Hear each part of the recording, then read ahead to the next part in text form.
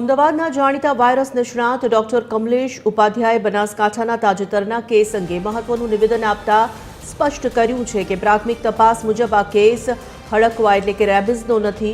Doctor ઉપાધ્યાયનું કહેવું છે કે રેબિઝ મુખ્યત્વે કૂતરા કે અન્ય જંગલી પ્રાણીઓના કરડવાથી ફેલાતો અત્યંત જોખમી વાયરસ છે।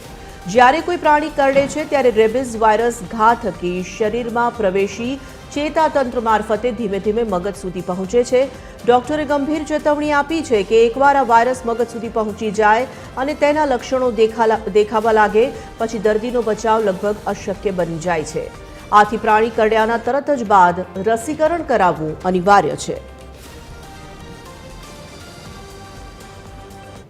પ્રાઇમરી દ્રષ્ટિએ હડકવાનો કેસ નથી, કારણ કે એને 3 મહિના પહેલાં કૂતરું કરડ્યું હતું, એમણે પૂરા ઇન્જેક્શનનો કોર્સ પણ એક વખતે કર્યો છે અને જે આ લક્ષણો બધા છે એ દર્દીને જે કે સ્થાનિક સારવાર કરી પછી સારું છે। આ જે હડકવાનું મુખ્ય લક્ષણ જે છે એ પાણી પણ ના પીએ, ગભરાઈ જાય અથવા તમે એમાં ફૂંક મારો તો પણ આમ બેબાકલો થઈ જાય દર્દી, એવા કોઈ લક્ષણો નથી। આજે પણ દર્દી પૂરેપૂરું જમે છે, પાણી પણ પીવે છે, એટલે હાઇડ્રોફોબિયા નથી, એરોફોબિયા નથી। એટલે જે મેં દર્દી જોયું નથી પણ જે તે વાત થઈ છે પ્રમાણે આ દર્દી હડકવાનો કિસ્સો લાગતો નથી।